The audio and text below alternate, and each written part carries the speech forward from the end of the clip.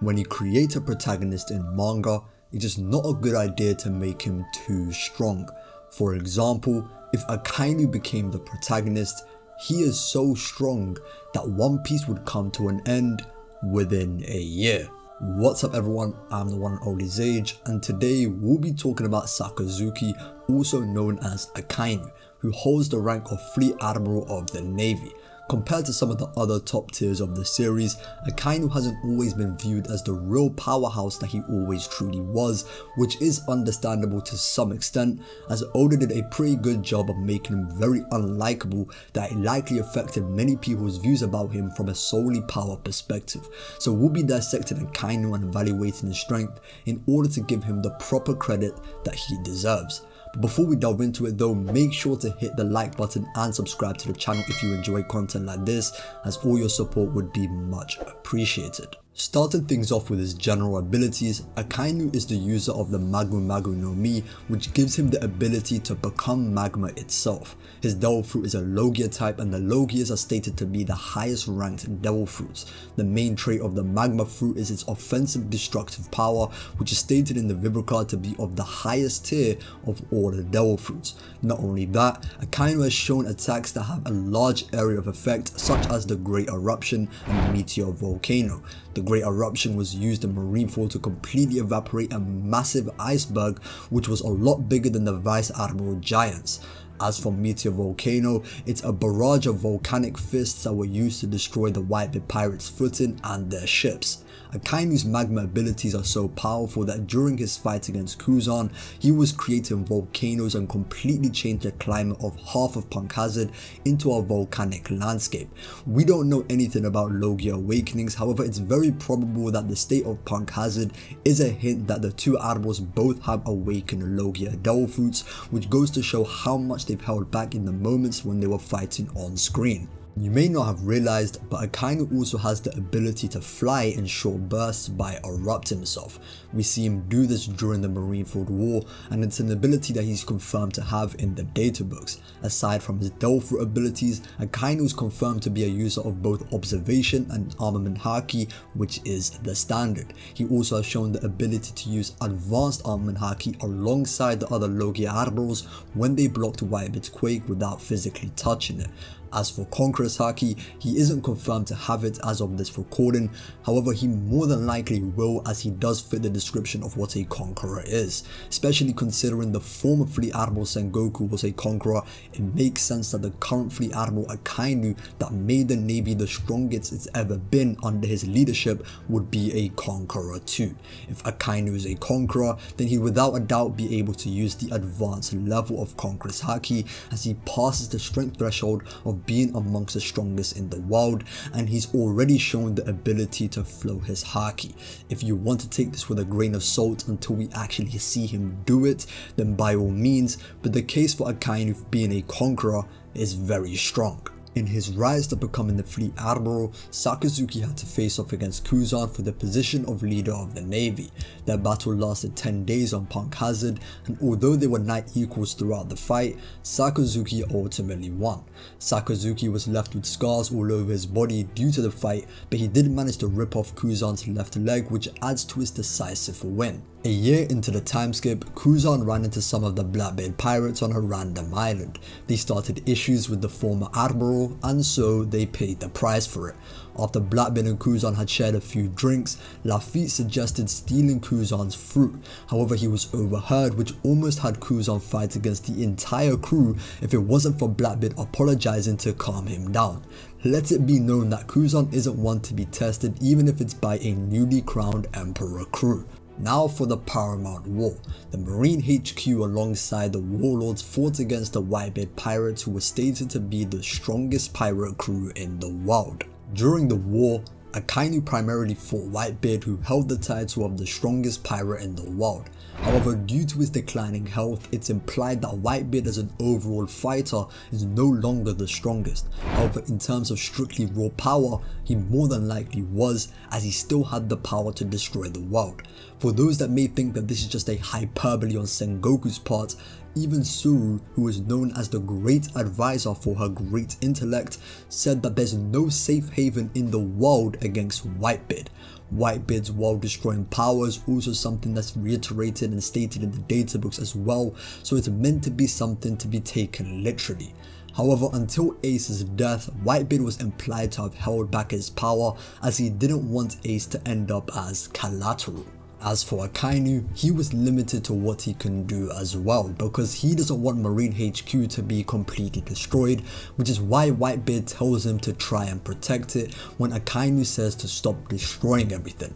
When Whitebeard started his rampage, Akainu saved many foot soldiers by blocking Whitebeard's attack with his foot. Akainu is clearly very casual in this moment as he's doing this with his hands in his pockets. They then proceed to have a clash of their powers and neither side gets the better of the other. This is their one and only head-to-head clash of attacks in the war, and Oda portrayed them to be on the same tier of offensive power in this moment, which is consistent with the magma fruit being stated to be on the highest offensive tier of all fruits. It should also be noted that this clash happened before Whitebeard's heart attack and before he had sustained any major injuries that would nerf his power. So in this moment, this is an accurate depiction of Whitebeard's power compared to Akainu's. The dangers of Akainu's powers are put on full display when Whitebeard suffers his first heart attack. Since Whitebeard was basically a sitting duck in this moment, Akainu had a free shot to burn through Whitebeard's body and erupt his internal organs. We see the same thing with Ace later in the war, as Akainu was able to burn through Ace's body and destroy his internal organs with a single punch, which Ace ended up dying from. Shortly after this, Whitebeard catches Akainu off guard and knocks him down with a quake punch. Akainu then counters with a hellhound that burns a chunk of Whitebeard's head, which emphasizes the ridiculous potency that the magma fruit has once again. As Akainu was falling down after his attack, Whitebeard hits him again with a quake so powerful that it not only knocks him down, but it also splits Marineford in two. Since Ace died, Whitebeard was no longer holding back any of his power, which is evident by the state Whitebeard left the island in. The way the anime adapted this fight does make it seem like Akainu got cooked way more than he really did in the manga, which has messed up the general opinion of Akainu's strength throughout the community for many years. It should also be noted that Whitebeard was partly able to do what he did because he caught Akainu off guard with the initial attack. Despite losing this exchange, Akainu being able to get back up and continue his pursuit on Luffy is a testament to his ridiculous endurance. To get up from literally the most destructive attack we've seen in the series is no small feat at all, and Akainu was still not done for the arc. In his pursuit for Luffy, he ran into the Whitebeard commanders and Crocodile, who acted as a defense for Luffy as he escaped the island with Jinbei. The last commander Akainu had fought was Ace, and we all know how that story ended. Akainu not only won the clash of fists against Ace, but he burnt him as well, since magma is on a higher level than fire since it consumes it. Ace being the man that tied with Warlord Jinbei as a rookie before he even grew to become a commander of the Whitebeard Pirates, and Akainu overwhelmed him with no difficulty. After Ace died, Marco and Vista tried to catch Akainu off guard, however their attacks were ineffective. This could be interpreted one of two ways, the first being that their joint attack wasn't strong enough to damage Akainu, or that Akainu dodged their attacks by reforming his body around their attacks. If the latter is your interpretation of this feat, then Akainu arguably used Future Sight in this moment, as Katakuri says that dodging like this is possible due to Future Sight, or Akainu's natural reactions are just so fast that he can reform his body with his base observation haki. Marco was fast enough to keep up with Kizaru, and Vista's attacks were strong enough to match Mihawk that sliced the ice mountain in two. Marco also arguably damaged King, who's a Lunarian that has unparalleled defenses as we know in the story, so whichever your interpretation of this feat for Akainu is, this moment is either a really good durability feat or a really good speed feat. As I mentioned earlier, Akainu fought against all the Whitebeard commanders and Crocodile by himself to a stalemate, as they only stopped the fighting due to Kobe's intervention. Remember, the Whitebeard pirates were stated to be the strongest pirate crew in the world, so Akainu arguably stalemated the strongest set of Yonko commanders at the time, which includes the Redhead pirates that feature Ben Beckman, Lucky Roo, and Yasop. After Kobe said his piece, Akainu went to kill the young marine, but Shanks stepped in for the save. Now some people make this moment out to be like Akainu was scared of Shanks, when in reality he was just shocked that he had appeared. Especially considering Shanks was reported to have been fighting Kaido the day before, anyone would be shocked at the arrival of an emperor to Marineford. Some people try to make it out like Shanks blocking Akainu's attack is in some way an anti-feat for Akainu, when we know that his attack was aimed for Kobe, who is literally fodder in the grand scheme of things. So Shanks being able to block an attack aimed for fodder isn't meant to make it out like Akainu is inferior to Shanks. Anyways, that's all for Akainu in the war, but since Akainu beat Aokiji, his feats against Whitebeard are definitely something interesting to mention. So Aokiji opened the war with his partisan attack, however it was countered by Whitebeard's Quake.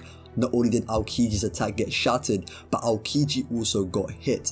However, he sustained no damage as he proceeded to freeze the entire sea bay of Marineford. Later in the war, Aokiji was able to evade a haki-infused attack from Whitebeard in a manner akin to Future Sight, then freeze Whitebeard's Naginata, holding him in place so he could fire his partisan, but he was caught off guard and knocked over by Jozu's shoulder tackle. This was against Whitebeard before his heart attacks and his fight against Akainu. The reason this little back and forth was interesting to look at is because Aokiji quite literally would have got the better of Whitebeard in this moment had it not been for Jozu's interference. Remember, this was Whitebeard before he got his heart attacks, before he sustained any major injuries, yet Aokiji still got the better of him. So in no way is Oda trying to portray that Aokiji and Akainu are a step below one of, if not the strongest in the world, otherwise Oda would have had Whitebeard being on the winning end or dominating all their matchups. Now fast forward a couple weeks after the war, Blackbeard was shown on a remote island hoping that he can exchange Bonnie for a ship with the Navy. When the Navy came, Van August said that they wouldn't give up the ship because Akainu was on board. Blackbeard tells his men to run away, saying he's not ready for that or not ready for Akainu yet, despite having his entire crew with him. This is the same Blackbeard with both the Earthquake and Darkness Fruit, who's a soon-to-be Yonko. This Blackbeard with his entire crew would rather run away than fight Akainu.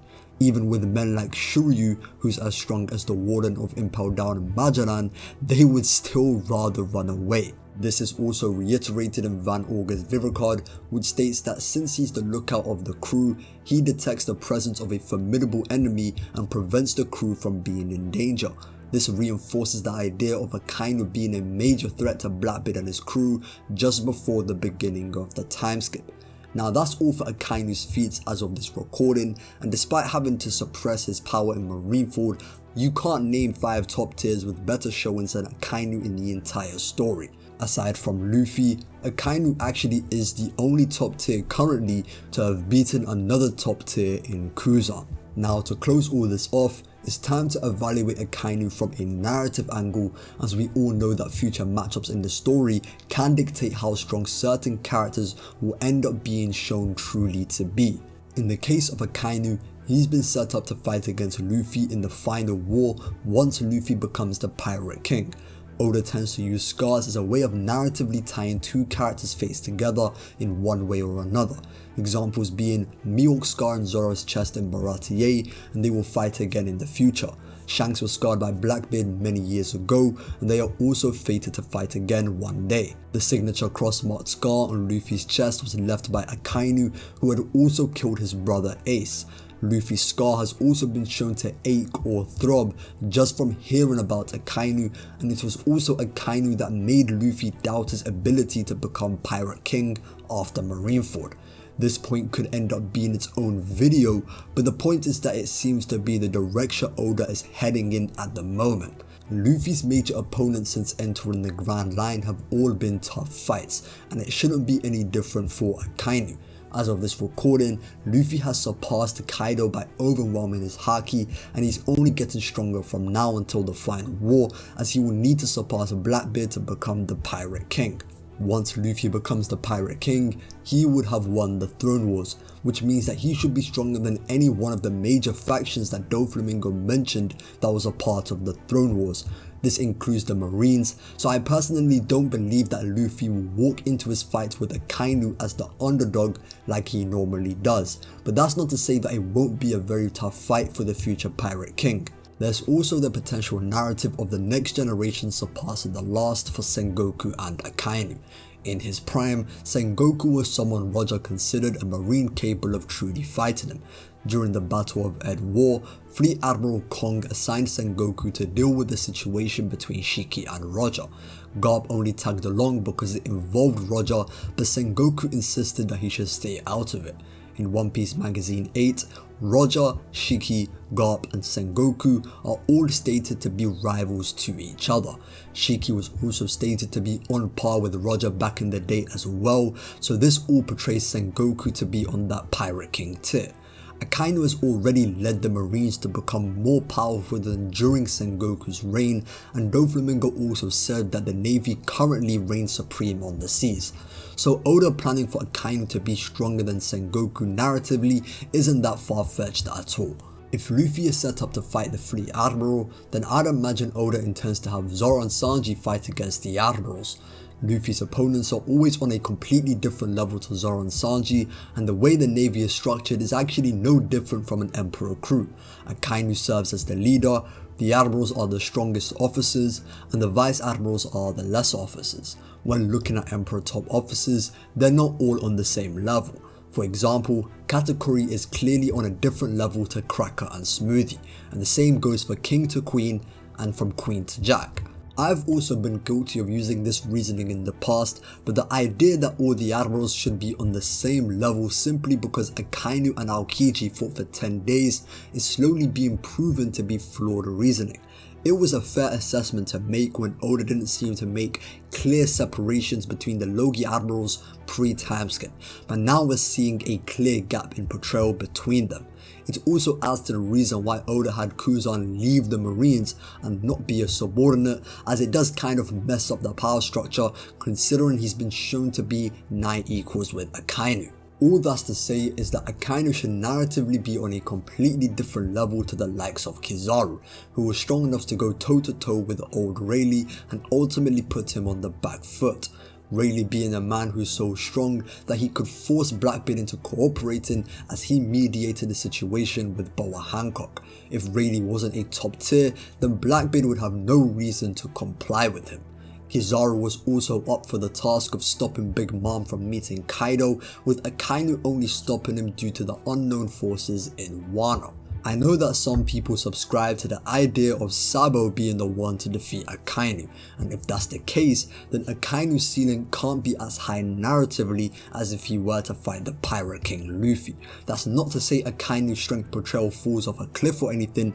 He should still be around the upper end of the Emperor level of power based on his current feats already, but being an opponent for the future Pirate King naturally does more for Akainu's scaling than if he were to end up being a future Sabo victim. Even though Akainu has only shown a fraction of what he's truly capable of on screen, he's still been one of the most impressive top tiers in the story. He has one of the most powerful devil fruits in the story, which he has likely awakened. Given his status as the Fleet Admiral, he more than likely is a conqueror as well, and considering he knows how to flow his haki and is amongst the strongest in the world, he should be able to use the advanced level. Considering that he will likely be one of Luffy's future opponents, Akainu is one of the handful of fighters in the world that has a strong case to be on the level of the former Pirate King. Anyways, that's all for this video, so if you enjoyed, be sure to smash the like button and subscribe to the channel. I've been the one and only Zage, and until next time.